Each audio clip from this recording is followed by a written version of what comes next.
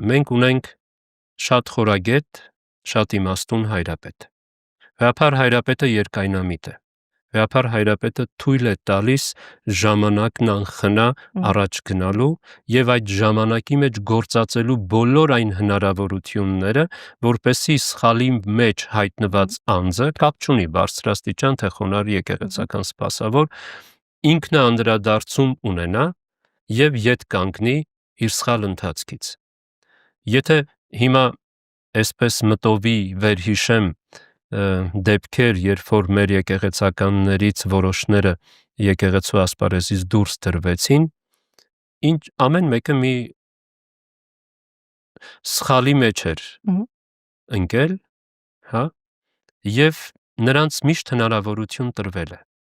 Եվ այդ հնարավորությունները երբեմն ամիսներ են տևել։ Եվ նաեւ մի քանի Այո, եւ նաեւ մի քանի ամիսներ են տևել։ Եվ հայրապետը հակառակ, որ եկեղեցու համապատասխան ժողովական կառույցը, ատյանը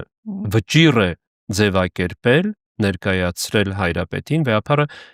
չի շտապել տնօրինություն կատարելու եւ տվյալ անձին եկեղեցուց դուրս դնելու։ Ժամանակ է տվել։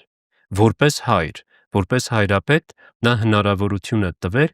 իր սխալված զավակին, որտեղ մենք բոլորս նրա հոգևոր զավակներն ենք։ Եվ մանավանդ հայոց հայրապետը Սուրբ Էջմիածնի միաբանության գլուխն է, վանահայրն է։ Նաև այստեղ վանական սկզբունքներ եւ կանոններ կան։ Եվ այդ ամենը իմի բերելով, հանրագումարի բերելով, վեհափար հայրապետը միշտ ժամանակ է տվել եւ տալիս։ Իսկ երբ որ անձը անդրադառնում է, ավելիով նա գնահատվում է եւ ավելիով իր հայրական սերն ու գնահատանքն է արտահայտում այդ անձի հանդեպ։